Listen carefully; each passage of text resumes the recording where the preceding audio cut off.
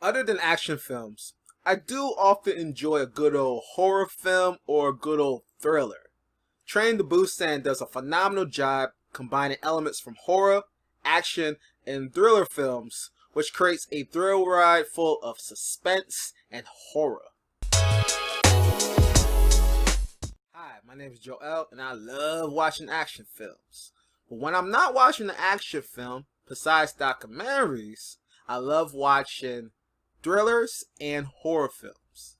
As an introvert, I've discovered that I do get a kick out of watching horror films and thrillers because they include suspense, tension, and normally a darker theme than most genres. These elements, along with an intriguing story and characters, will always have me on the edge of my seat, constantly question myself what's going to happen next. Train to Busan did just that, and I enjoyed most of the film.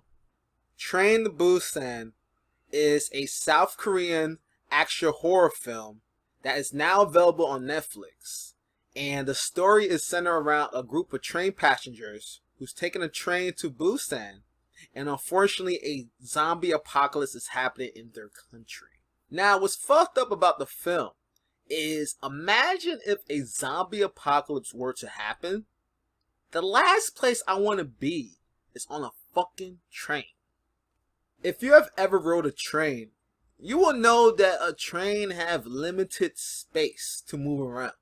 Once you get up from your seat, you only have but enough space to either move forward or backwards in the aisle. If a zombie were to attack me either from the front, back, or even worse, both at the same time, I'm fucked.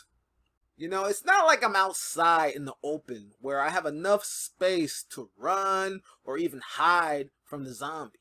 Train to Busan did a phenomenal job making me feeling horrible for the train passengers.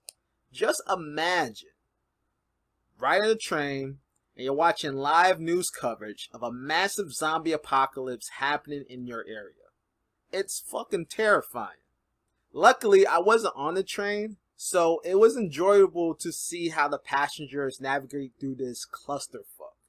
Along with enjoying the chaos, I did enjoy the story between the characters as well, especially the main character. The main character is a miserable workaholic who is a fund manager for a corporation. He is also a divorced father who doesn't have a great relationship with his daughter, and from what I've seen, it seems like he has a horrible relationship with his ex-wife.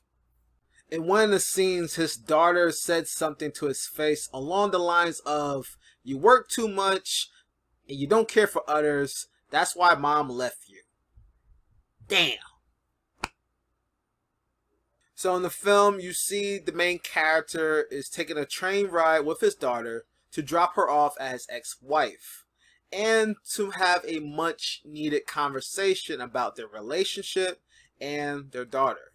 His day starts off miserable and then goes straight to absolute chaos in a matter of minutes. I found the film to be an amusing, zombie-filled thrill ride from start to finish. And I like the characters too because they were believable and had depth to them. A couple of minor things that I didn't enjoy about the film, with it being a action horror film filled with zombies, I didn't really find the film scary at all. Personally, it felt more of a thrill ride for me. Another thing about the film, it's considered as an action horror film, but I feel like that's debatable because there are very few close combat scenes in the film. It felt like it was more of an horror slash thriller. But other than the minor things, I really enjoyed the film. And I think if you're into that type of, horror, suspense, especially zombie apocalypse films, definitely give this film a try.